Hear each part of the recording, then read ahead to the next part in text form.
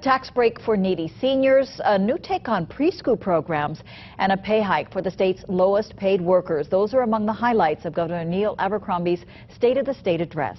KITV4's Catherine Cruz here to give us a snapshot. Well, short and sounding like a campaign speech is how one Republican described the state of the state. The governor made a point of setting a new course to help the most needy and to protect the INA. We know that the early years of a child's development are crucial. Abercrombie's priorities are what he calls bookends, are Keiki and Kapuna.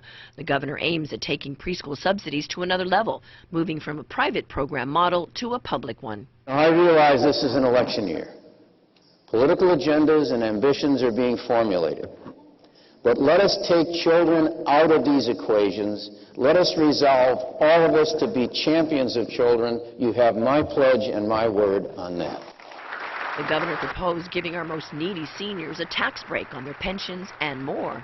I also propose to double the current refundable food excise tax credit for taxpayers 65 years or older whose AGI is less than $50,000. This is a direct payment to the senior taxpayer. This will affect as many as 110,000 Hawaii seniors or more. The governor hoped to score points on the environment with a plan to protect Oahu's North Shore from development, using bonds to obtain a conservation easement at Turtle Bay and another plan to secure Dole Plantation lands for green energy. The Senate's money chairman and a political challenger has his own views. Clearly, the zoning and the entitlements that have accrued to that parcel really are the jurisdiction of the county.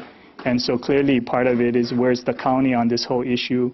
In a nod to the lowest paid workers, the governor suggested it was time for a hike in the minimum wage to at least $8.75 starting next January, with a compromise on a tip credit for wait help.